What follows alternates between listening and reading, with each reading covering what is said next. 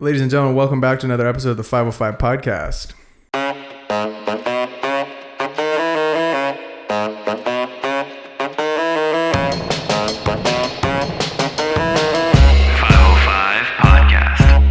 On today's episode, we have a very talented filmmaker, photographer, and overall super creative guy. He's from Palmdale and has been featured in publications such as Vogue, GQ, and Harpers Bazaarus. He's also shot for some of Kostas' all-time favorite musicians and comedians, Odesza and Sebastian Maniscalco, which is Kostas is very jealous of. Everyone, please welcome Jay Ford to the pod. Yo, what's good, guys? What's good? Let's go. I'm hyped Appreciate to have y'all you. having me, man. I'm hyped. Hell yeah, Let's go. dude. We got a jam-packed episode. Lot to learn. Let's do it. Let's go. First things first, though. Oh, Lord. We do our one-handed crack whenever we have a guest on. Yeah. We ran you through the rules.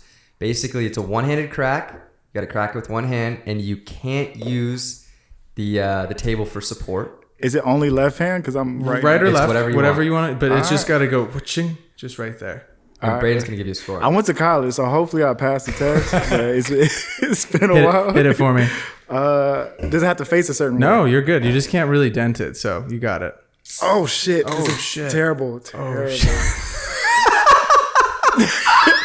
And like, No dents, though. No, you know what? Dented it. No, you didn't dent it. We didn't. I don't see any dents. We're just gonna have to deduct a little bit for the give me hezzy. my C, bro. We're gonna start Give me us my off with C. a 5.8 to start off the pod.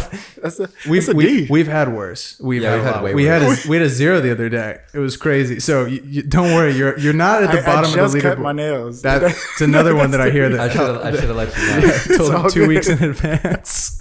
All good. All good. God. Well, yeah. So the way that I know Jay, I recently met him. Yeah. And we went to Alabama Hills over 4th of July weekend. It's funny because we had Romo on and we had Nate Norell on, and like we were all in Alabama Hills. Whoa. Yeah. That whole group was Crazy. low key legendary. I'm literally gonna get every single person from Alabama from that trip to Alabama Hills on this podcast. And make a playlist just called Alabama. There it is. There it is. But yeah, so I had never met Jay, and we drove up with a mutual friend named Arthur Parra, who I'm still trying to get on the pod, but he That dude's hard keeps- to fucking- he Ar- keeps ducking me. Arthur's like the president, man. Yeah, exactly. We got to get to his assistant's assistant, and then she'll send I give him him an email. shit weekly on like how he just disappears. He I'm like, does. bro, He just come goes on. into his cave for like his super sick studio for 2 weeks at a time. Exactly. Exactly.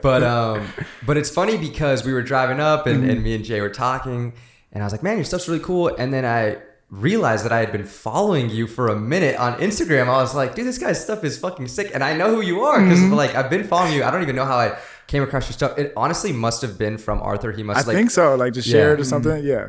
But and then we vibed and we had a great I was time. like, that's my boy. Like after the trip, I'm like, oh, we're brothers now. Let's go. Legendary trip. I can't say too much of what we did for everybody, but yeah. We had a good Great time. Great time. Party. Great time.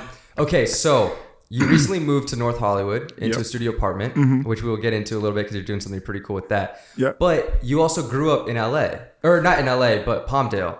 which It's is LA like- County, but it's yeah. not LA at all. So what was that like growing up in Palmdale? And I just want to apologize because you had to grow up east of the 405, and Bro, I hear it. I hear tough. it every day. We have Afro Man. That's how people know us. We have Afro Man. But Palmdale, bro, it's not much out there. It's just a desert town, small city. It's actually a lot of people. There's 5 high schools out there, but you wouldn't believe it by seeing it because everything's so separated.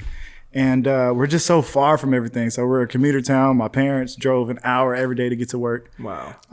And that was my life. Like there was nothing else to do but to pretty much play sports out there. Play sports or have a baby. And I chose the sports. So, What did you play? I played football. Okay. I did everything. I played basketball. I swam, played football, track. I was one of those kids that was like kind of good at everything sports related. So I'm like, oh yeah, let's just do good it. at everything. Wait, Yeah, regardless. exactly. I always tell people, I'm like, athletes, I think, could be the best creatives because the way that we approach said game is the same thing that you could approach any Bro. creative medium that you go And life, after. like sports for sure. literally teaches you life. 100%. And I apply that shit every day. Just a work ethic, like I call it the Mamba mentality. Just grind and don't let things get to you.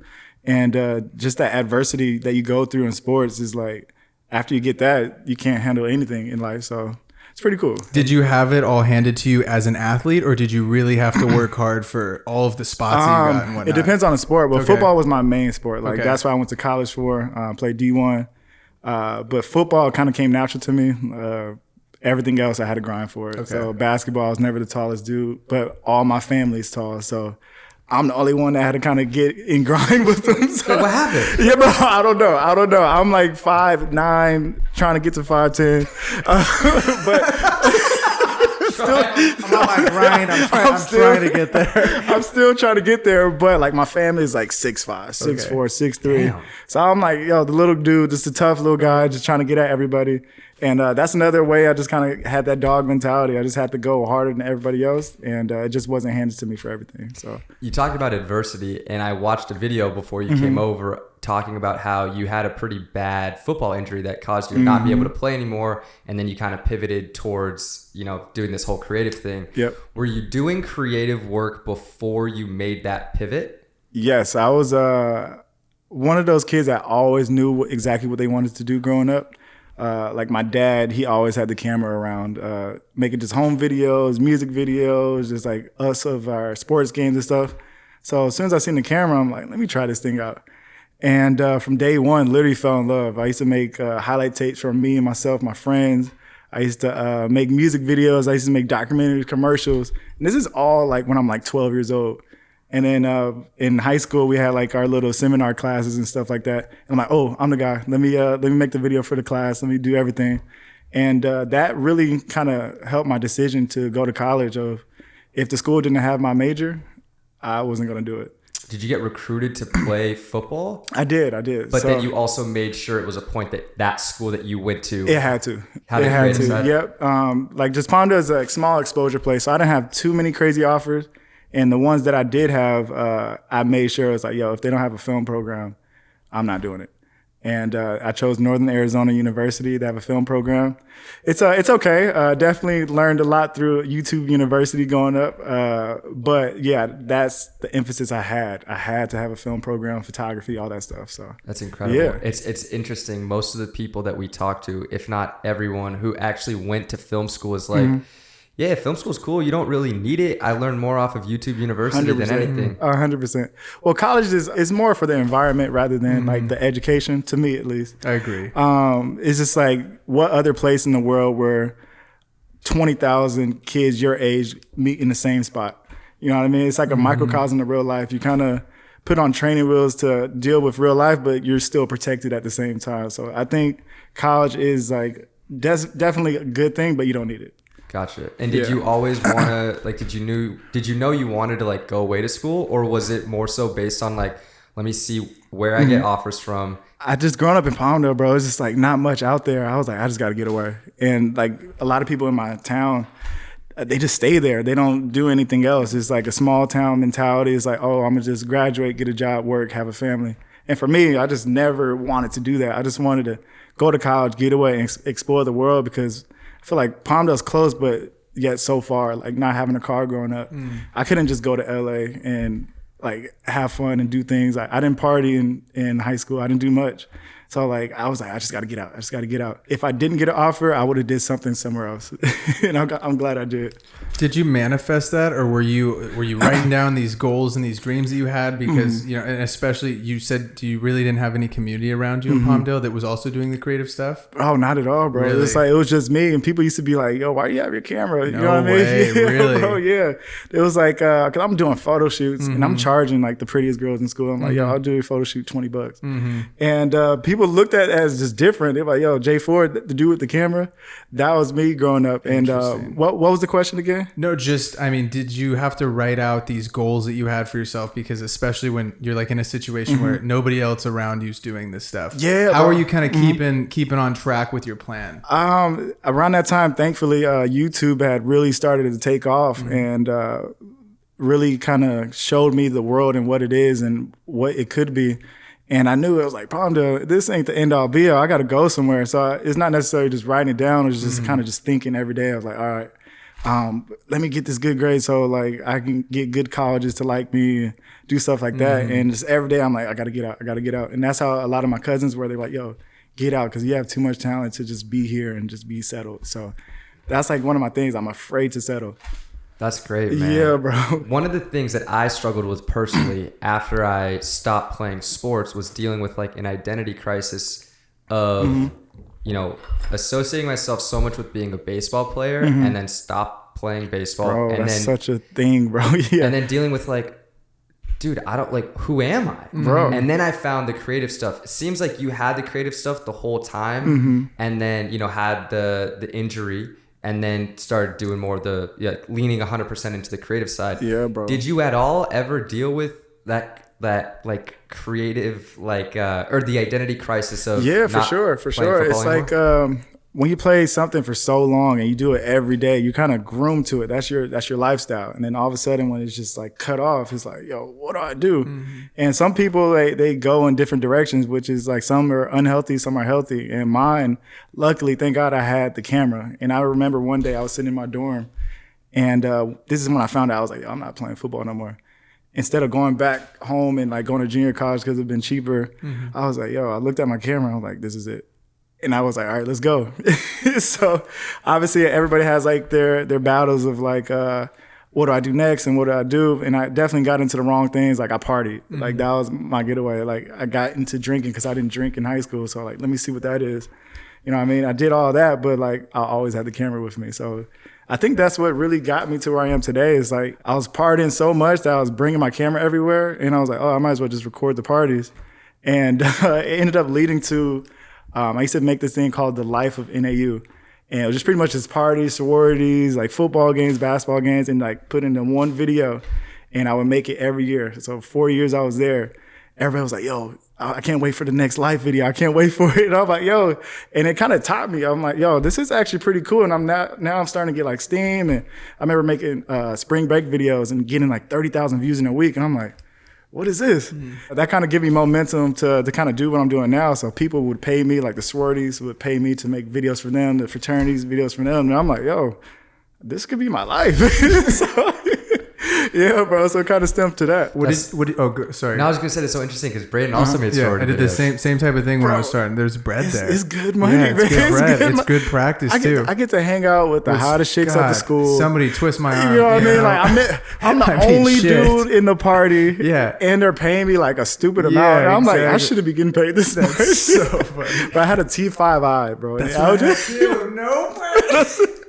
I'm telling you, bro. Wait, what did you do when you had these people that were telling you, you're the guy with the camera, like Jay's doing this thing, like, bro, just fucking hang out with us and drink or come to the football game, like just leave the camera at home. How did you overcome that? Because I think a lot of people quit because their boys or their girls are like, yo, this is whack, this isn't sick, you know what I mean? Or was it the opposite? Once they saw that first recap video, then they were like, yo, bring the camera. We gotta invite Jay. It literally transitioned. So like, I'm a hard-headed dude. So like, when somebody tells me no, I'm like, I'm gonna do it anyway. So like, all the parties and stuff, they at first they're like, why do you have a camera? Who's this guy with the camera? And I'm like, yo, I'm Jay, this is what I do. Okay. And then I dropped the Life of NAU video. Then it went from, why do you have that camera to, where's your camera? So from there, I'm like, all right, now I got him. Okay, that's so funny. That's great. Bro. But especially because I'm playing sports, like sports dudes aren't really into the creative world, especially at that age. Anything is weird to them. Yep. If it's not sports, it's not their little thing. Oh, you weird. And that was tough to get through because like some of my closest friends and family would tell me like, no, you should do this. Like, bro, why don't you just go in business? You can get a job, blah, blah, blah. And I'm like, bro, I want to do this. And that was a battle. And it's still a battle. Well, not anymore. I'm doing well now. But before, like after I graduated college, still same thing. It was like, yo, you should just do this. You should do this. And were you doing like both photo and video at that time? Yeah, bro. I was like I said, I was just taking pictures of the prettiest girls at the school, not models at all, but I'm like, I'm just practicing out. That's like this. And videos, same thing. I was just sorority parties, fraternity parties, and just make the coolest thing I can do. And then that ended up leading me to where I am. So then talk to me about you graduate college. you moved back home? Yeah, I graduated, and literally the day I graduated, I went back home. I was like, I'm not staying here. Like I used to have panic attacks because you know how people like graduate college and say, I want to get a job. Me, I'm like, I want to graduate college and not get a job. I want to work for myself. And I used to like stay up all night, like just dreaming and like having panic attacks, anxiety attacks. I'm like, yo, this is what I want to do, but I don't quite know how I do it. And one day, this is crazy. I used to watch Rob Strokes videos. This is like 2015, 2016. This is when he first blew up. And I was like, this is exactly what I want to do. I want to travel the world. I want to just shoot cool things. And from there, I was like, all right, I'm going back home. So did you get to travel and do that whole travel influencer, travel filmmaker type I tried, bro. I tried. So like, I just stuck to my bread and butter when I graduated. So I knew that I didn't want to get a job. So I hit up every sorority in California. I was like, yo, I'm Jay. I did this in Arizona, blah, blah, blah.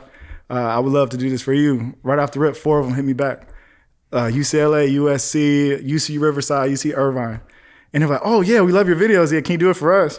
Automatically, they paid me $5,000, $7,000. One of them paid me $9,000. I'm like, yo. For one video? For one video, bro. For one video. They got bread, stupid bread. Yeah. And I was like, oh, this is it. This is what I'm doing. So I would use that money to buy tickets to go somewhere. And I would make like these fake travel videos, just trying to do what I could. So I went to Europe. I traveled 7 countries in 3 weeks. And I just used that as leverage of like, all right, I'm going to these countries and I'm going to pitch it to somebody else, like saying, hey, they paid me to come out here and do the video.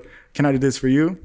And it kind of just rolled from there. So it's pretty crazy. The amount of times we've told people to do that is like, maybe not necessarily go travel Europe for 3 weeks, but like do something for free, invest in yourself, and then leverage it later on. Exactly. Make it look like you're that guy that's traveling the world, that's doing it for free, but they don't have to know that you didn't get paid nothing. Like, yo, I had a panic attack. My mom had to send me money as I'm out there because I ended up spending too much money because I didn't know the British pound was that much more than the US dollar at the time. Just stupid. And I'm like, yo, I don't have any money. So my mom had to help me out. But yeah, bro, people don't know that. It worked out. Where's, do you have like a favorite place that photography / filmmaking has brought you? Thailand.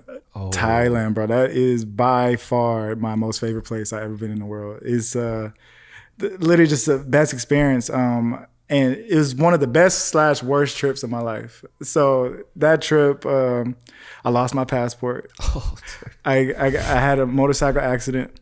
I got bit by a dog. I had stray dog. And I had stomach infection from drinking the water. All within, like, we were there for a month, and all that happened within, like, the first week. Oh, my God. You think about dipping, you're like, maybe this is I was like, yo. Maybe I should go to Bali. God's giving me signs to tell me I shouldn't be here. He's like, bro, somewhere else in Asia. Literally, bro. So I remember when I got bit by the dog, and I was like, yo. I just sat on the beach and like low-key cried a little bit. I was like, yo, is this what I want to do? I was like, this is harder than it looks. The monkey's like next to him, like, yo, let's go this guy next. And no, the cherry on top was I got roofied, bro, like dead ass. I got roofied at the full moon party. You know, the full moon party that everybody knows about. Shut up. I could drink. I went to college. I could drink. Don't worry about that thing that we did. But I could drink a little bit. So I had like maybe 4 drinks. I drinking like normal. All of a sudden, out. No. And I'm like, okay. And then I woke up to a taxi driver pushing me in the alley, like, yo, get up, get up, get up. And I'm like, what the fuck? And I literally woke up and there's literally people just laid out all on the beach. And I had blacked out that whole night off of 4 drinks. And the way you know that you get roofied is there's no hangover. You just wake up. Oh. Yeah, there was like, I just snapped on. I'm like, yo, what happened? No way. No recollection. Nobody knows what I did. Nobody. Wallet on you, passport's gone. Okay. So I had lost the passport before a that. minute ago. Okay, so one's already gone. Passport's been gone. That was gone. Well, what did you have on you? But I had my wallet. I had my wallet, money taken out. I was bleeding. I had paint all over me. Somebody had painted on me. Shirt ripped apart. I was soaking wet and literally just laying in the middle of an alley. Shut Yeah, up. people don't tell you that on those travel videos of what really happened. It's like a J Uncut. Instagram versus reality. This is why I'm starting my vlog. Oh my God. So, but you were totally okay. Totally okay. Besides this situation. I lost my dignity. I lost all that stuff. My God. I didn't know what to tell my friends. I'm like, yo, what happened to me? And they're like, bro, you just and you were just off. disappeared from your buddies. I just disappeared. That's kind of what I do, especially like when I'm drunk. I kind of wander around, like to meet people. And that time they thought I wandered around, but they didn't know I was roofied. Oh my God. Like, who roofies a guy? But thank God you were safe, dude. Yeah. So then how was it also the best trip of your life? Yeah. Bro. Besides all that, just like the experiences that I had, like the place is so beautiful. And we traveled everywhere throughout Thailand. We went to Chiang Mai, went to Koh Sak, went to Koh Phi Phi. And we just did everything that I saw on videos. I'm like, I gotta do it. I did the zip lining. We did the parasail, and we did the motorcycle on the beach type of thing. And I'm like, yo, this is literally everything that I dreamed of in my life, and it's happening now. And I felt so blessed. And to meet the nicest people in the world. There's not too many black people out there. So when you go out there, they literally run up to you and take pictures. That's so funny. Yeah, and I'm like, yo, this is such a cool experience. Oh my gosh. And it's so cheap. We're staying on rooftop like hotels, $19 a night. I'm like, oh, yo, I might as well move here. Save up a bunch of bread. We make a creator summit out in Thailand. Exactly, bro. Exactly. So it was Mom, just. I'm all good this trip. Like, Yeah, I don't need your money. need it. I converted the pound this time. But yeah, bro, it was amazing. It was amazing. that's awesome. Were you making a ton of stuff too while you were there? Oh, yeah. Or I you was just going in. documenting though? So I went with my friend. He's another creator, Okay. and my friend I went to college with. So we all went together. And bro, like I never grinded so hard in my life for just shooting. And I shot any and everything. I did photos, I did video, I did drone, I did whatever I had. I finally had the money from the sororities to pay for like equipment. And this is like my first big trip to like, yo, I'm equipped now. I can shoot whatever I want. And I had the this is my first time using the gimbal. I was just grinding, bro, every day, sun up to sundown for 3.5 weeks, bro. And made a video, and people loved it. And from there, I was like, all right, I gotta keep doing this. That's awesome. Did you Yeah. deal with struggling, living in the moment and experiencing Thailand for everything it had to offer, and also being like, I gotta get the shot? Because you're like grinding. Like, are you still taking a time to put the camera down and enjoy the moment? No, I don't, for me, I'm weird, bro. Like I enjoy the moment, like as I'm shooting, because I genuinely love what I do. Like I get to, my day to day is getting to shoot cool people in the beautiful places. Like I'm in that moment, you know what I mean? Like me getting the angle it's like a high. So like me putting the camera down, I feel like I'm missing out. You know what I mean? I totally like, I want agree. to take this home and show other people or show myself. It doesn't have to be for everybody else, but I just want to shoot, and I really love it. So yeah, that is my moment. That's awesome, dude. And okay, you brought up Rob Stroke. Can you, who else like are you inspired by within the filmmaking and photography industry? Brandon Lee, he's a legend. I don't know if you guys know about him. Wait, he's the travel guy. Yeah. He's a fucking beast. He's got the long gimbal Yeah, situation. bro. He was like the Yes. first guy that ever did the whole long gimbal situation. Yeah, I was bro. like, I remember there was a shot in like Hong Kong or some shit, and he's going low, like at RI level, and then the shot just fucking I go, yo, I was like, how do you do that? I was like, is that a drone? Yeah, I'm like, what is bro using in here? That's crazy. Yeah, He's sick bro. though. Brandon He's Lee, super sick. he was like, I even bought his film school. So after I graduated, he had his own film school come out, and I bought it. And What'd you think about it? it was good. I'm not a school guy. I'm Really?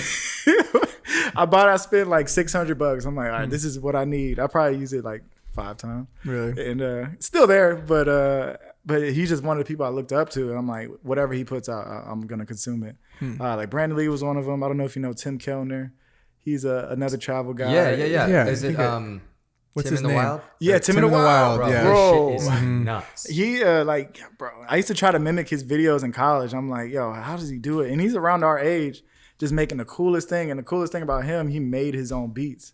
So That's there's sick. no replicating what he does, because he makes it himself. And like, he's just one of those people that it's like, yo, whatever he puts out, I'm just amazed by. So I try to draw inspiration from all those guys. I don't try to copy them too much, because I feel like you get your own style by kind of mimicking everybody else, but you kind of make your own through that. Totally. You got to Yeah. pull from a couple different people and then give it your own It's research, spice. bro. It's research. It's like when you write an essay, you have to pull from so many different sources in order to create your own, you know what I mean? And same thing with photography, videography. You have to get inspired by other people that are already doing it. And it's hard to just come up with it yourself. And there's not too many people that can. There is some, but with me, I just pull from so many different places. And from there, now I have my own style. Like people hire me for my style, and that's pretty cool. And I'm just realizing that this year that I do have my own style. I do need to appreciate what I do. I love that. Yeah. That's amazing. And so you talk about when you first graduated college, you're reaching out to these sororities.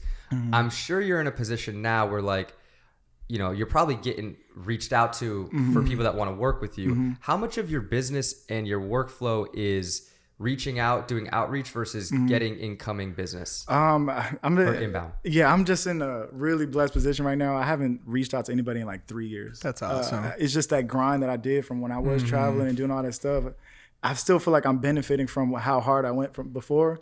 And now it's like literally every day there's something in my inbox, something in my DMs of like, yo, hey, we love your work. Can you do this for us?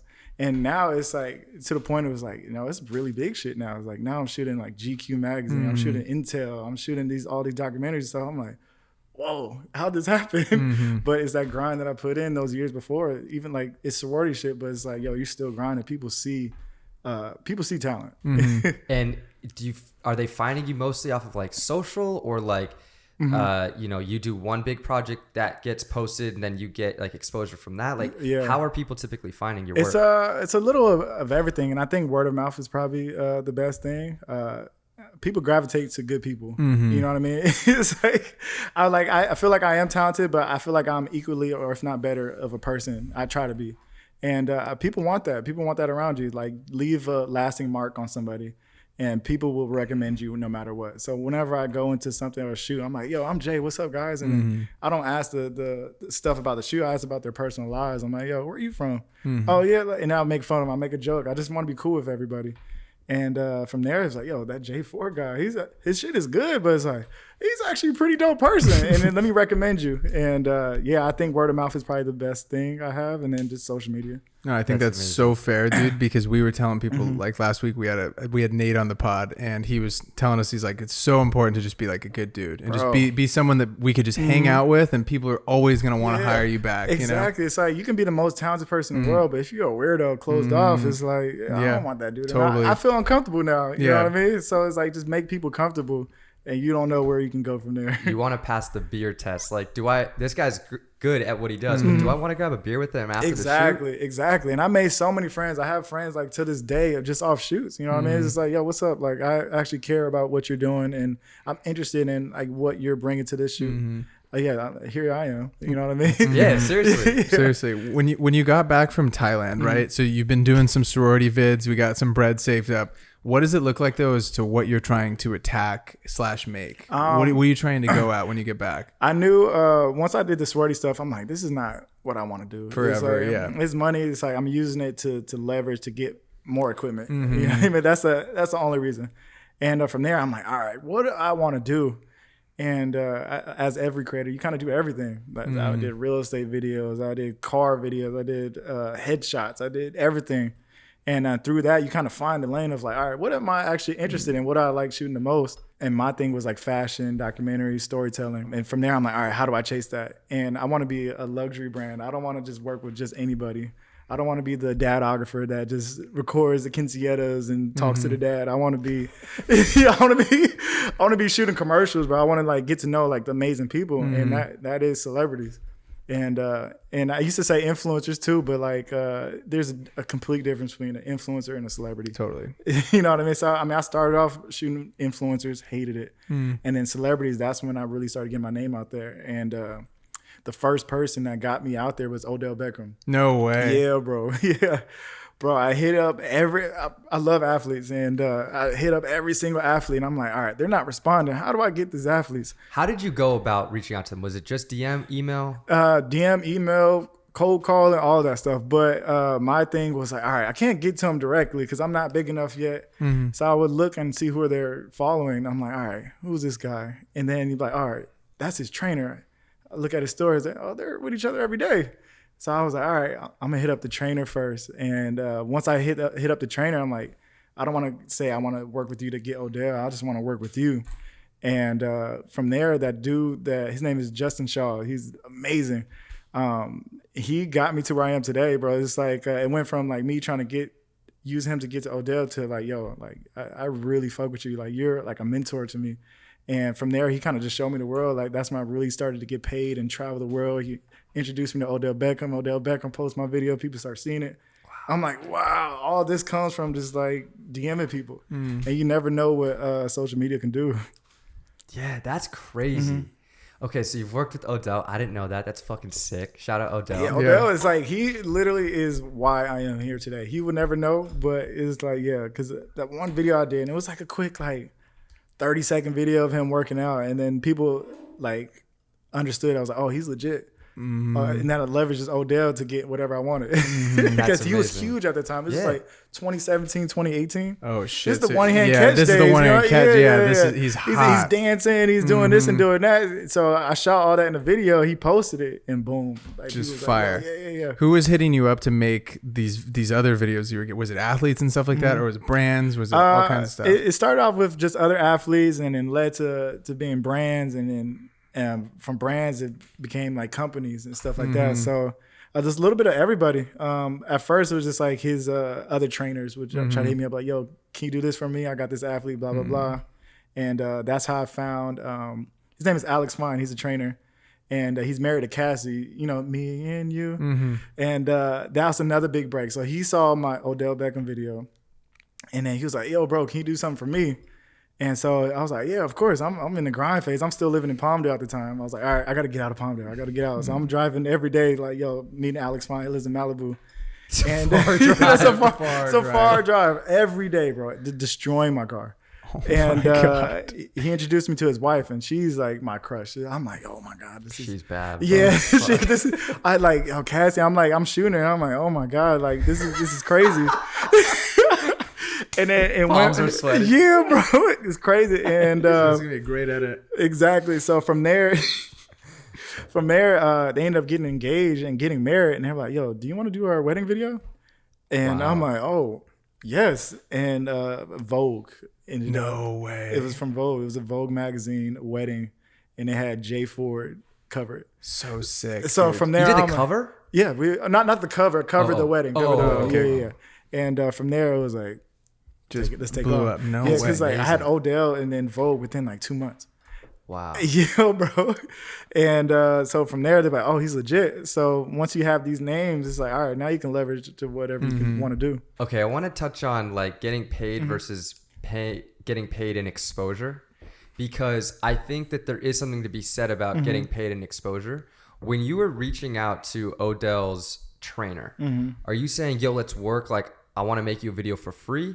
Or are you reaching out saying, let's work, and then like giving him your rates? Or like, how are you like navigating? It's free. It's all free. It's like, what else I'm going to do? I'm just in Palmdale. It's like, let me just get out and shoot. And it's all practice at the end of the day. You use, every time you go out and shoot, it's another day of practice. And I didn't feel I was quite ready for the commercial stuff. I was like, let me just see what I can get into. And I just hit him up like, hey, I'll just shoot for you and I'll shoot for free and blah, blah, blah. Didn't expect anything in return, but like the long-term success out of it is the good exposure. Now I'm getting paid for whatever I want to do. And that's what we tell kids is like the shoots that you do for free are gonna turn into the shoots that you make the most money. Exactly. It's the passion projects, bro. And I tell people that all the time. It's like, yo, the way you get your bag is the passion projects. It's something that you want to do. And that is how people find you. It's like, yo, he's really passionate about it. He's so good at this specific video. And people will hire you for just that. You know what I mean? I try to do passion projects even to this day as much as I can. And that's how people find me out. It's like, yo, he made this awesome video. He took this amazing photo. Can you do that for us? Yeah, dude, that's what we're trying to do right now. I was literally meeting before the pod. I had a buddy come over and we were writing up just a bunch of random spec ads that we have that we want to like make. And I was like, this is how we're going to make the most money is by just sitting there doing these for free. You know, coming up with these ideas, because then someone sees it, the number two at fucking Apple sees your fake Apple ad and they're like, yo, hire this kid. Yeah, get this kid over here. It's so funny because I remember during the pandemic and like right now, there's this one girl that I follow on TikTok and she was like in her dorm making little, shooting product shit. And a huge fucking brand saw it, like Patagonia saw it. Patagonia pays her to do it, and then she's like, "Oh, Patagonia saw my video." After Patagonia saw it, then 1,000 other brands saw it. Somebody does it, and it's just a big snowball. And now she's got this little product firm thing that she's got going, which is awesome. It's literally practice, bro. Because like, what if you are? What if a brand just hits you out the blue and asks you to shoot something that you never shot before? How are they going to pay you for it? How are they supposed to know that I should hire you to do it? Or how do you know how to shoot it? Because like every shoot is different. No matter what people tell you, every shoot is different. And if you don't have those practice reps, those getting in that grind and like doing it for just the love, you can't do that for when you get paid. Totally You're going to panic. You know what I mean? Absolutely. Some people can do it, and obviously you can do it, but it's nothing like already doing a passion project and now I'm getting paid for that passion project.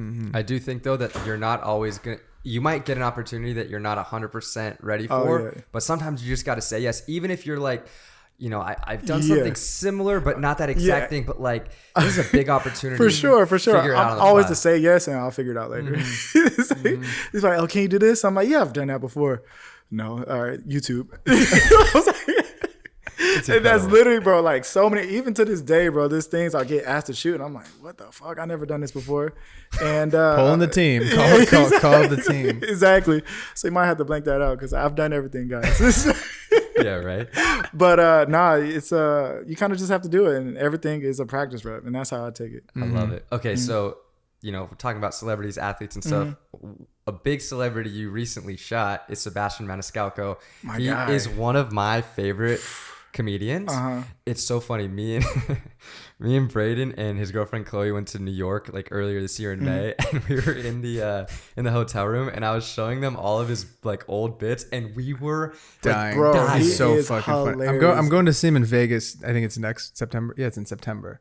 Ooh, I'm excited. Let me know, bro. I will. I may be able to do something. Okay. Yeah, I may be able to do All right. something, bro. Yeah. After Kostas showed me him when we first moved in here, I was like, this is the fucking funniest guy. Bro, I didn't know who he was until I shot him. I didn't know who he was at all because I didn't follow the comedian world too much. It was like, he's funny, dude. Bro. And then once I met her, I'm like, yo, this is the funniest dude I ever met. Dude, his whole acting situation, it's just top tier. It's not just like someone up there with a mic. It's like this guy's he's animated. Yeah, he's animated. So animated. It's so funny. It's crazy because he's the complete opposite when he's not on stage. No way. Complete opposite. Obviously, he's still funny. Yeah. But I've never seen anybody just turn it on like that.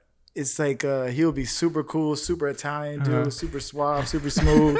I mean, his voice, his accent, it gets to you. It feels like a Russian mob or Irish mob talking to you. And I'm like, yo, who is this dude? And then once they yell his name, he turns it on. He becomes this and he becomes that. And I'm like, yo, this is the coolest thing I've ever seen in my life. That's incredible. Yeah. How did that come about? Instagram, bro. No way. Did you DM him? No, he DM'd me. Shut up. Yeah, bro. So you're sitting at home, you just get a fucking DM from Sebastian. No clue who it was. I'm like, Sebastian Maniscalco. And I kind of looked over it, and I'm like, oh, okay. He has a blue check, and I'll check it later. And I'm looking, I'm like, oh, this dude, he seems pretty big. And I click, and I'm like, oh, he's huge. And I went on YouTube, and then I see Netflix thing. I'm like, oh, he's legit. And he asked me to shoot his show at the Forum. No way. And once I met him, he was like literally one of the coolest people in the world. And in that night, I met Leonardo DiCaprio. No way. Cool. Were you doing photo and video? Or I was doing photo and video. Do you have a one that you prefer or no? Video. Okay. Video. That's my bread and butter. How do you decide in a big situation like shooting Sebastian? So you're dual wielding, right? Dual wielding for sure. So you have the Blackmagic 6K? Blackmagic and then the R5. And the R5. So take me through like an example of how do you pick in that situation? You kind of just fill it out. Okay. Like, as you go, you're just like, all right, this will be a good moment for photo. All right, this will be a good moment for video, because like shooting a comedy show is it's pretty much the same shot every time. Yep. So it's like, all right, this is a good moment for video. He's being super animated. Let me get this on video. All right, now I got that. Let me chill out for a little bit. Let me get some photos. Okay. And yeah, bro. And it was the coolest thing. He loved the video I made the video that same night. I was like, yo, I can't lose out on this opportunity. Like, I just made Leonardo DiCaprio. Who else am I going to meet? And from there, I made the video that same night. He loved it, bro. He was like, yo, do you want to go on tour with me? And I'm like, what? And that's always been my dream, is to go on tour. And yeah, I went on tour with Sebastian. No way. Yeah, bro. Yeah. Crazy. Best experience. How long did you go on tour with him for? We just did a New York run. So it was like a week and a half, 2 weeks. Oh my gosh. And we hit every stadium in New York. And then he just packs that whole selling thing. out everything, bro. Madison Square Garden, like breaking records. He's like biggest comedian to sell out tickets this fast, and selling out Madison Square Garden, the Barclays Center, Prudential Center. And these people and these fans are loyal, bro. It's like wherever he went, we're in a restaurant, people are knocking at the window, and I'm like, yo, I've never experienced anything like this before. This is the coolest thing in the world. And he's just so smooth, bro. He's just so smooth, calm, and collected, and he doesn't think about that stuff too much. He's just like, yo, what's up? And he asks you questions about your life, and he was like, all right, this is the homie. That's awesome. Yeah. And okay, I want to talk about Madison Square Garden, the fucking Mecca. Yeah, like, the Mecca. Was that a pinch me moment of getting to shoot something in Madison Square Garden? Madison Square Garden. I'm in like dressing room and stuff, and you see all the photos of all the legends that's been in there, and I'm like, yo, I'm really here right now. And like the biggest moment of all, So he sells out the whole thing. Like the floor is sold out. It's like there's no room left there. And he was like, Jay, come on stage. And I'm like, what? Shut up. In MSG? MSG, bro. He was like, yo, meet Jay for my photographer, videographer. And he was like, get a picture of us. And I'm like, oh my God. Because I was not expecting it. And I'm like, oh shit. And bro. And everybody started clapping. He put the phone lights on. And I'm like, yo, I'm doing what I love. This is like the coolest thing. Like from doing sorority videos to standing in the middle of Madison Square Garden with my name being announced from one of the biggest comedians in the world. I'm like, oh yeah, this is it. This is what you're supposed to be doing. This is what I'm supposed to be doing. You know what I mean? I'm not faking it. I'm just doing what I love, and look what it led to. Man, yeah, it's crazy. I have it on my phone. I'll show y'all, but it's crazy. That is so cool. Oh, yeah, it's just I'm just like thinking about you in the moment, like, bro. It was nuts. I'm just like on stage, and he's like, it's like a circular stage, and he's just walking around. And I'm following him. I'm like, yo, bro, I'm not even shooting him no more. The camera's over here. You're looking great. You're looking great. And then bro, he loved it. He loves my work, so it's pretty cool. What was the piece that he saw of yours that made him want to reach out to you? Do you know? I don't know. I literally don't know. Like, do you know how he even Alpha found Phi you? USC. They were like, this fucking water shot right here. He has a trainer that I had shot for before, like years back. And like we shot a couple times. We never really met. And I guess that was our introduction. And he was like, oh, I need a videographer. And he was like, oh, I know somebody.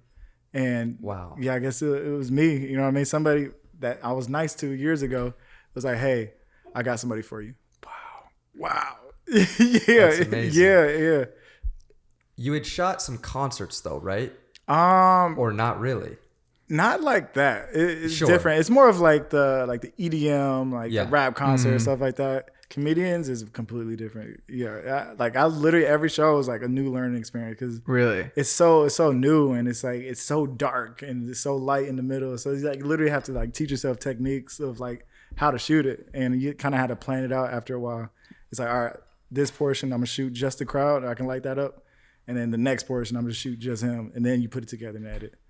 I see. Is there any other tips you could give to someone that might be shooting a comedian like that? If it's just one show, shoot everything separately. Like I said, just shoot the fans first or shoot just him first and get what you need. And because you can't shoot the whole show. That's not what you're there for. You're there to make a highlight of the show. So get the parts where he's most animated and get that on film. And then get the reactions of the people. And it doesn't necessarily have to be the same joke you shot, but just get everything in certain pieces, and then you can put it together at the end. So I like it. Yeah. And something that I've noticed when I'm shooting these concerts too, it's a really good point. Like you can never get everything. You're not going to capture every moment, and you're not going to get the same moment on a wide angle lens, telephoto, video, photo. Like you're not. It's simply impossible. It's impossible. Yeah. So what I find that is really interesting, because I feel like it's similar, is have a shot you want to get in your head and stay in that shot in that moment until you get it. Exactly. Because there's times where I'm like, okay, I need to get a telephoto shot of a girl or the crowd going crazy, and maybe like on this first drop, the pyro isn't going off, or like it's maybe not a great drop to get it. It's like you can either say, shit, I didn't get it and I'm gonna switch, or stay there and be like, all right, I'm gonna get it next drop. Yeah, because you can feel it. It's everything's a rhythm. Everything's a tempo. So I'm like, all right, the bass didn't hit yet. Let me just wait. All right, fire's going. All right, now's my time to shoot. You know what I mean? For your instance. And after shooting like the first show, you did tour with him, so you got to kind of know the show a little bit better. So like, did you feel that you got to know when certain jokes were gonna happen? Oh yeah, it's the same joke every time. So it's like, all right, and I'm still laughing the entire time. I'm shooting and still dying. I heard it 7 times in a row, and he gives it a different delivery. Shaky, yeah, exactly. So exactly. And you kind of have to like make keys and points of like who's the best person to be shot. It's like some people shy away from the camera. Some people love the camera. So as you go, you're kind of walking around. There's people waving at you. And from there, it's like, all right, I remember her. I remember him. Or that dude was like, he's an asshole. Let me not shoot him. So you just make mental keys. And throughout the night, it's like when that joke is about to come, I was like, all right, I'm getting a tight shot on her. because she's about to explode. And what's also nice about doing multiple shows with the same artist or comedian, whatever it may be, is let's say last night or the show before, you got one joke or one song at one angle, right? So maybe like the joke that Sebastian says, you got a tight on him. You have that mental note in your head. So the next night you go and you're like, okay, I already have the tight of him on that joke. Let me get the crowd. Exactly. So you kind of have to prep and plan. Like you can't just free ball it every time. You know what I mean? It's like the creativity is one thing, but it's like you have to be smart at the end of the day. And what is going to separate the Madison Square Garden from the Barclays Center? And that is like the pre-production shit. So it's like, all right, what's he doing before he gets on stage? Like what makes Madison Square Garden so amazing? Like once you're inside, everything looks the same. It's dark, he's lit, but you have to get the before stuff. Let me get the banners outside. Let me get a wide shot. Let me get a drone shot coming in of this Madison Square Garden. That type of stuff you have to think about going into a shoot. That's so true. You gotta figure out what separates each night, because if the show is the same, the exact same. You gotta build everything's the the story. same. It's like damn. It was hard for me at first. I'm like damn. It's like he's wearing the same thing, same jokes. It's like same lighting. I'm like all right, what's gonna separate it? And it's telling the story of all right. Sebastian, like, how do you feel about selling out Madison Square Garden? And like, did you dream of this before? And how does it feel now? And that type of stuff separates just a regular like highlight tape or and whatever. Now you're getting a story. Now you're getting him to open up. And now I'm more interested in drawing into it because it's like, oh wow, this is his first time actually selling this out. He's actually never done this before and getting that reaction. And now that creates a story for people that want to see. I also think going and taking that initiative of asking whoever it is, the artist, the comedian, whoever you're shooting, like take initiative and ask them questions, get the BTS stuff, because like that's what people want to see. Exactly. It's like take pride in your work. You know what I mean? It's like, yes, they hired you for a specific reason because you could create cool visuals, but it's like what is going to separate you is like the storytelling aspect. And it's like what question can you ask them that you're interested in at first, and then other people are going to be interested, because like people want to see the person. They see the joke, they see the act, but how is Sebastian when he's not on TV? Like that cool, chill guy. Let me capture that because that's cool to me. You know what I mean? I think everybody else would want to see that, because you guys even said like, is he animated all the time? No, he's actually complete opposite. So let me capture that. It's super interesting. It's great. And I mean, you get an inside look at that as like the creative of Sebastian's content. They're like, you know, you're the painter of that. And then it's amazing because you get to see him turn it on. Like he's chill. Then he scream his name. Boom. Boom. That's amazing. And when you're a fan of someone, you want to know the smallest details. It's like, is he drinking Coke? Diet Coke, Pepsi, water. Yeah. Like what's his like pre-show ritual? Exactly. With athletes, with musicians, with art, whatever it may be. Like that shit is interesting. Because you would think like somebody on his level, he'll be like drinking, turning up, and blah blah blah. This motherfucker sits in a room just quiet, just him and himself. No way. Yeah, his family will come in. All right, I need to focus. Jay, come in. And I would just be sitting there with him. He won't say anything. He's just locked in. And then that moment when the stage comes on, he just turns it on, bro. It's amazing to see. Did you get to watch him practice it all before? No, I didn't. I didn't. Really? Okay. At that time when they hired me for the forum, he had already been doing the show for a couple months, and but he adds different things every show. Yeah, No way. He adds something else every show. And would he tell you those things? So would you be back and be like, I'm going to try this one tonight. We'll see how this kind of... he just, I think he just comes natural to him. You know what I mean? He's just an artist. I mean, we're just creatives. You know what I mean? Totally. It's like, so he's a creative too. Yeah, everybody's different. Everybody's a creative, but they have their own thing. So like, we don't shoot the same thing every time. It's like, all right, let me do something with the camera. Let me do a different transition. Same thing goes to his craft. You know what I mean? That's so fair. Like as a creative, when you're on set, you're going to get the shots that you think you're going to get, right? You have a plan, you have your storyboard, whatever it may be.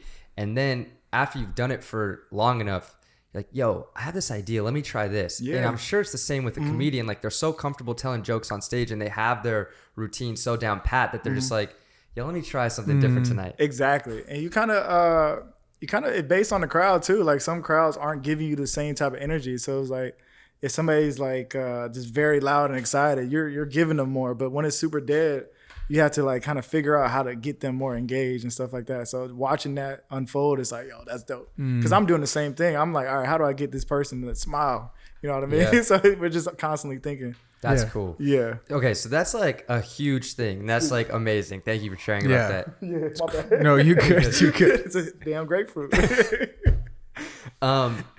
You've also been doing some other really cool stuff. Mm-hmm. You directed a campaign for Fendi. Yes, bro. Yes. talk about It's that? crazy. So remember when we were doing 4th of July and I brought my dad camera? Yeah. And I was like, okay, yeah, this is my first time. VHS. Yeah. And that's what I learned everything on, that VHS camera. So I was just sitting at home one day just watching YouTube videos and I get a call. I'm like, hey, I know this is super last minute, but our director just dropped out. He got sick of COVID.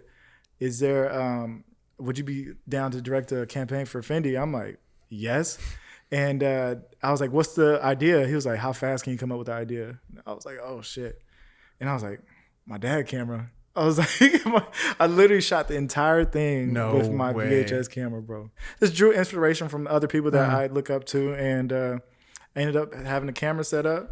I asked her questions about her and her life, and like her name is Malia Powell. She's on Pretty Little Liars, and the new show that comes on HBO. And I was like, how does this moment feel? Because this is her first big break, and I recorded everything on the dad camera, and it looks so nostalgic. It looks so sick because it doesn't look too clean and professional. It's just different look, and you can't replicate VHS. Yeah.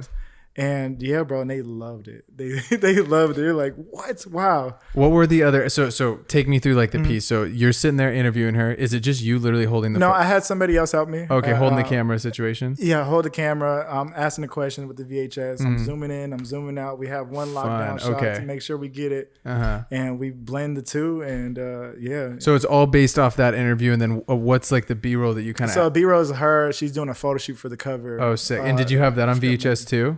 Yeah, everything. Oh, everything. wow. So it's just like talking about her moment. And she's posing, she's modeling, she's doing all this stuff. We get it on the R5, we get it on the dad camera, and then we So just put it sick. together with her voice in the background. So Beautiful. It's so sick. God. Yeah. When you first pitched that idea, were they like, "Oh, absolutely," or was there pushback on that? Bro, honestly, and that's what I like. I love what I'm doing now because like people are just hitting me up for what I want to do. Before it's like, yeah, we want you to do this, this, and Yeah. this. And now it's like, yo, what can you do? This is like the guidelines. It needs to be 30 seconds. It needs to be blah, blah, blah. We need to capture Fendi, obviously. But what can you come up with? And I was like, oh, yeah, I got you. That's sick. And Yeah. you're directing, right? Had you directed a lot of stuff up to that point, or are you mainly like just using the camera, like You know what I DPing? mean? As a DP, you kind of, especially when you're on the grind Totally. mode, you're a director, you're a DP, you're a Yeah. lighting, you're everything. So just from there, I'm like, all right, I know exactly what to do now. And directing has always been my calling because I love talking to people. I love the vision. I love seeing it go through. And from there, it's like, all right, I had the vision with the dad camera. I have a vision with these questions. Let me direct it onto this girl. And just make sure the publicist likes the questions. And then there's like, yeah, just do your thing. Bang. Yep. I love that. That's Yeah, awesome. and I think it comes out next week. Oh, no way. yeah, Do you yeah. have it on your phone to show us after? I think I have a little bit on my phone. okay. It's like a BTS, but I don't have the actual video. Okay, nice. Yeah, That's exciting, dude. It's dope, Congrats bro. on It's that. dope. It's dope. It's dope. Do you see yourself moving more towards like strictly directing, or do you see yourself always having a camera in your hand plus the direction? I think I just want to, my future self, like I did my goals today and I'm like, my long term is like, I want to be a big time director. I think my vision is bigger than my talent that I want to do with the camera. You know what I mean? There's a certain threshold and it's like, maybe I'm not a scientist and having an Arri Alexas and stuff like that. I don't even want to be like that. It's too technical. But my vision is like, yo, I know I can get this. I know I can get something out of somebody. So my big time goal is to just direct everything. That's awesome. That's Yeah. amazing. I can't wait to look back on this on like yeah, 5, 10 we're gonna years. clip this clip and We send got it- J4. We got J4 on the pod. Give me some time, bro. Give me some time. That's awesome. Yeah, bro. I do also want to talk about. I watched the Smug Mug feature that was done on you. Yeah. Great piece. I appreciate it, bro. A I mini doc. appreciate it, It was yeah. awesome. We'll link it. You guys should definitely go check it out. Yes, sir. But how did that feel? Getting to be in front of the camera and getting a feature on yourself and getting interviewed and kind of being the subject of a video when so much of the stuff that you're doing is you're, directing and filming other people and telling other people's stories. To be honest, bro, I had imposter syndrome. I didn't think I deserved to be in front of the camera. Like I the coolest thing, I loved everything that came out for it, and it's like it's a beautiful piece. But that whole time, bro, I didn't like it. I was like, I shouldn't be doing this. Like, I'm not good enough. Why they even want to shoot me? I'm just this random dude from Palmdale. And literally to the day it dropped, I'm like, yo, I'm not ready for this. I'm not ready for this. And it literally, and this isn't during the pandemic, so like things aren't going for me as much. It's like I'm not shooting, I'm not doing my thing. I can't do passion project. And then all of a sudden they want to do a documentary on me. Why? And I just kept asking myself why. And it took some time to kind of like realize like, oh, yo, you do deserve to be in this moment. You are amazing. But at that time, bro, it was tough. It was tough. What would you tell someone if you have a piece of advice to someone who does or is dealing with imposter syndrome of like, because I dealt with that when I got an opportunity to shoot what I'm doing now, the music stuff. Like I hadn't even shot any music stuff before. So I dealt with, why did they choose me? They could have chose anyone. Like, I know I'm good, but am I good enough? Yeah, is it an accident? Like, and I was like making these lies to myself. I'm like, oh, I mean, it's the Black Lives Matter movement. They just wanted a black guy. And I kept telling myself that. And I'm like, yo, but what if you're actually a good person? What if like people are drawn to you, like I said before? And I was battling with that, bro. It was hard, especially coming out the pandemic. I'm like, I don't know who I am, but my advice is just to keep going. There's nothing else you can do. You can either dwell on it and say you're not shit, or you're like, all right, there's a reason why they picked me. And that comes from football. It's like, yo, there's a reason why you gave me the starting job. Like, I'm a whoop ass now. And just that transition, as things started to open up, I started doing the passion projects. I felt like I took it as a challenge to like, all right, now I got to raise my bar. You know what I mean? Like that standard before, now they got a documentary on me. How do I get better? And it took some time though. It wasn't easy. It wasn't a flip of a switch. It was a gradual thing into that. Yeah, those mental battles can be intense bro. Sometimes. Yeah, because we shot that in 2020, and I really feel like January this year, I got out of it. It's crazy because it's like in 2021, you're just barely trying to get the jobs back that you had missed in 2020. You're still trying to figure it out. You're just trying to get money at that point. And then now, like once things started rolling, I'm like, oh, things are rolling pretty good. I'm getting big opportunities, blah, blah, blah. And like now, like I feel like I earned the credit for what that documentary was for. That's amazing. That's awesome, yeah. You brought up the Black Lives Matter protest. Can you talk about shooting that? Because some of the stuff you shot with that is awesome. Yeah, thank you, bro. Thank you. That was just a surreal experience. Like 2020 was just such a crazy year. And just all the things that were going on at that time, I feel like I had no choice but to capture that. You know what I mean? Especially being a black man myself, like we're dealing with these things. Like people don't get to see the pain that we're actually going through. You know what I mean? Like, and the news shows one thing, but to be there and experience like the pain and suffering, the sadness of what it is, it was beautiful. As weird as it sounds, it was beautiful. It wasn't the chaos that they showed on TV. It was beauty, like for everybody to come together and stand against something that is wrong and something that we've been dealing with forever, and to stand against it and say we're tired of it. Bro, I'm a creator. I'm gonna do my talent and capture this. You know what I mean? And that was a surreal moment. That's cool. Yeah. And like that, was that just you went out and you're like, these processes going on, I feel a calling that I need to document this? Yeah, it was just like, what else am I gonna do? I'm like, I feel so angry and passionate about it, but it's like I did at the parties. I'm like, bro, the camera's with me. Like that is my extension. That is my lifeline. That's how I see things. And I'm just bring the camera and just capture what I seen. And that's actually how I got the documentary, is because they saw everything that I was doing. And I was posting on my story every day, and people were messaging me, sending these long messages like, oh my God, they're not showing this on TV. Thank you for this. Thank you. And then the right person ended up seeing it. Like, hey, would you want to do a documentary? I'm like, of course. And then we went to DC, and that was where we did the March on Washington. And that's where Martin Luther King spoke. You know what I mean? The I Have a Dream speech. And to see all the people, it was around the same amount of people there, the crowds of people to stand up against one thing. It's amazing. You know what I mean? Like, that's how you know something's really going on when thousands and thousands of people from all around the world come to one spot. During the pandemic, we're wearing masks. It's hot. It's like 112 degrees. I melted. Bro, it was nuts. And just to be able to capture what I'm doing, it was like, bro, I would do it again in a heartbeat. That's beautiful. Yeah, bro. Sometimes you just feel a calling that you like, there's certain stories that just need to be told and documented, and like, that's awesome. And people are crying, bro. There's babies crying. There's women crying. It's like old white men, old black men hugging each other. And I'm like, yo, this is what I'm here for. I need to show these moments in life because I love people. And to see people come together and something powerful out of that is what I want to capture. I love that. Yeah, bro, it's pretty beautiful. cool. Yeah, thank you. Yeah. Can you talk to me about this Intel project? So Intel, so everything kind of links together. So Man's is booked and busy, you know what I baby. mean? You know what I mean? So through the documentary that I shot, the person that directed that ended up liking me so much. He was like, "Hey, you're actually like really talented in this, and I have this project coming up with Intel. Would you be down to DP?" I'm like, "Hell yeah, what? Yeah, call me. Yeah, call me, bro. So call me." So now we're working in collaboration with what is it called? Pixar. Oh, okay, Pixar. Okay. Pixar. That's the big one. The biggest one. So Intel had made this chip for the computers that Pixar is using, and now we get these animators and we get to tell their story by using the Intel computers to show the chip and stuff like that. So it was pretty cool. We did like a 3-part series, just kind of talking about their story, who they are, why the Intel computer makes them such an amazing animator. And then, and we got a 3-part series out of that. And that leads to now we're traveling around the world. They want to do it for creatives. Wow. Yeah. Okay. They want to do it for creatives now. So like, it's like somebody like us, you know what I mean? Like a videographer, photographer, how they use the Intel computers to make them better performers on the field. So That's now sweet. we're thinking about doing one in Tokyo, and Wow. we're doing one in Scotland. What's some of the things that you've learned filming and just being on these doc sets that you could tell someone that's trying to do this? Because I think it's very different from just live content capture or just showing up and covering an event. You know, totally different A stuff. sorority video. A sorority, yeah. Yeah, It's it's so- yeah, exactly. It's so different, bro. And for me,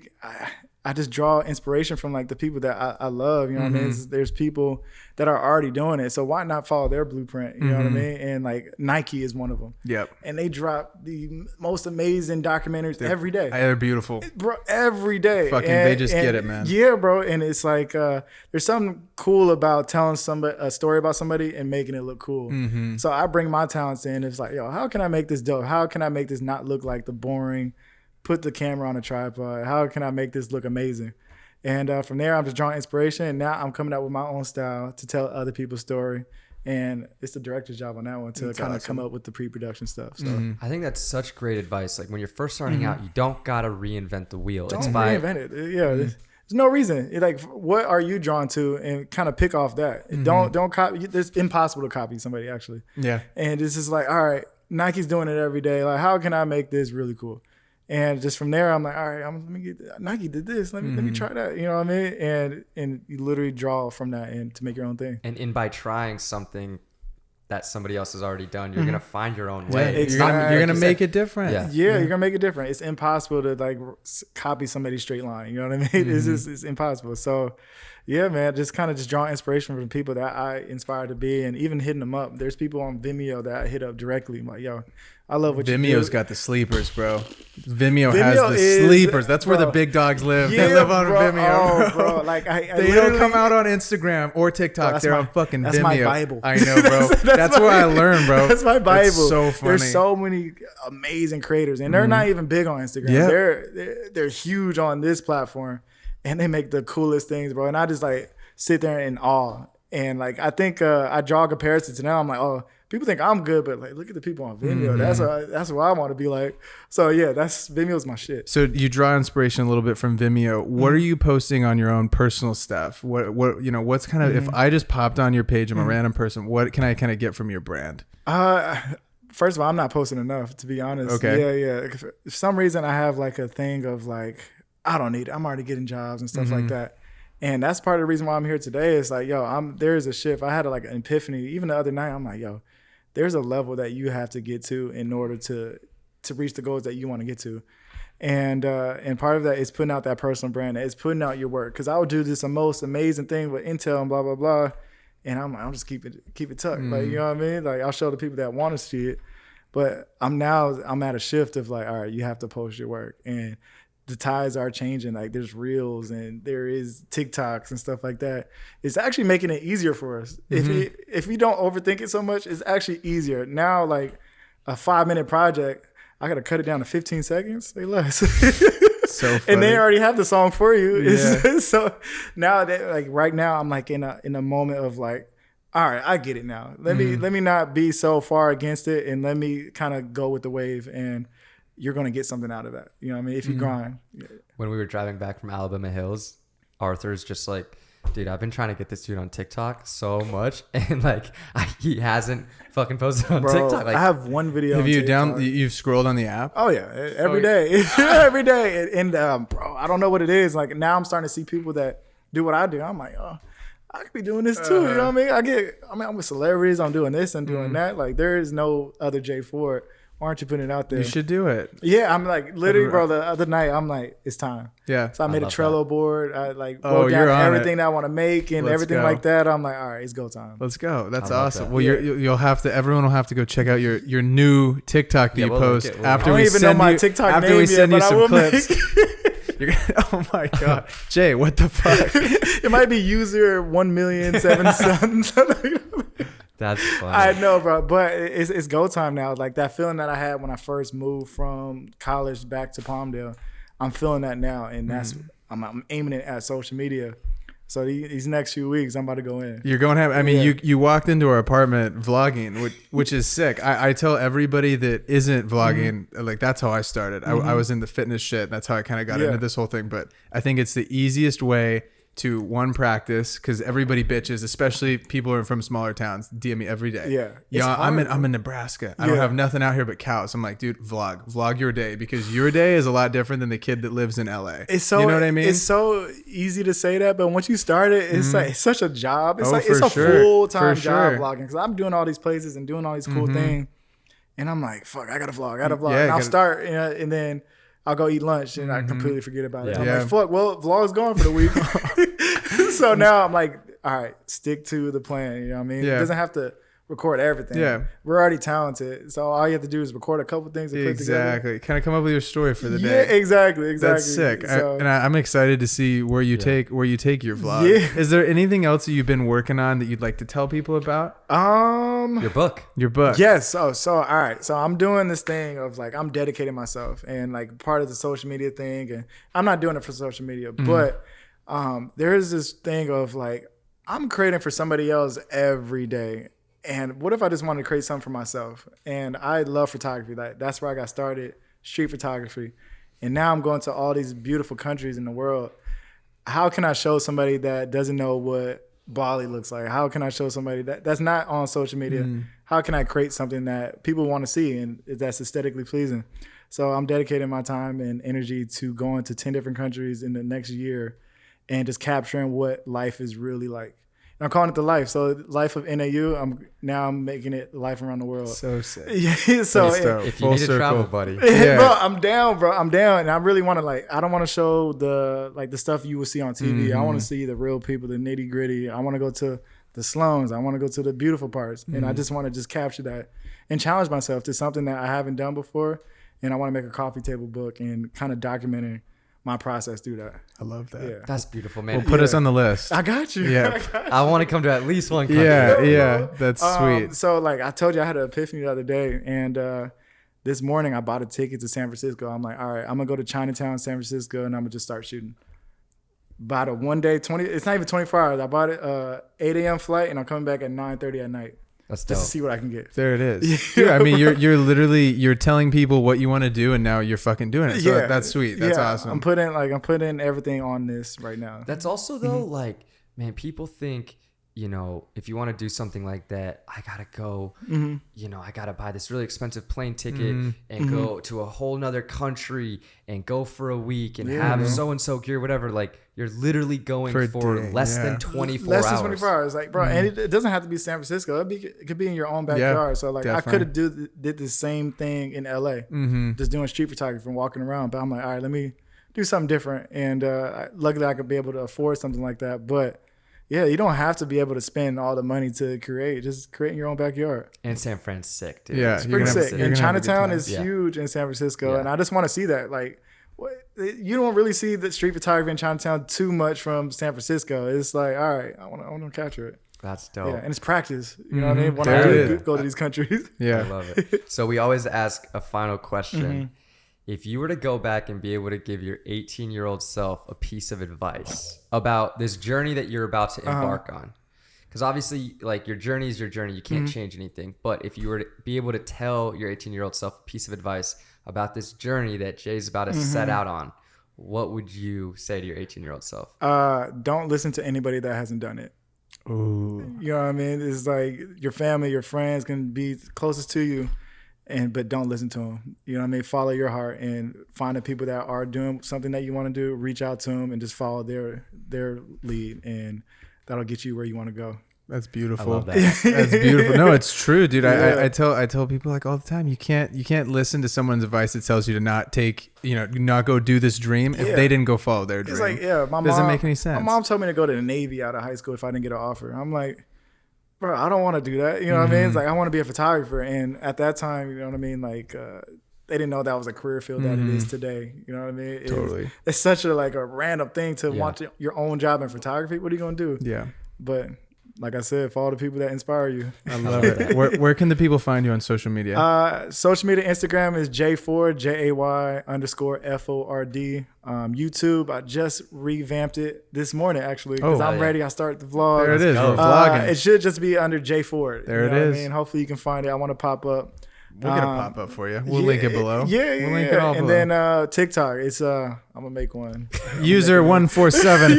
Ladies and gentlemen, thank you for tuning in to another episode of the 505 Podcast. Make sure to get a screenshot, lob it up on the story, tag all the boys, and we'll see you guys all next time. Peace. Peace.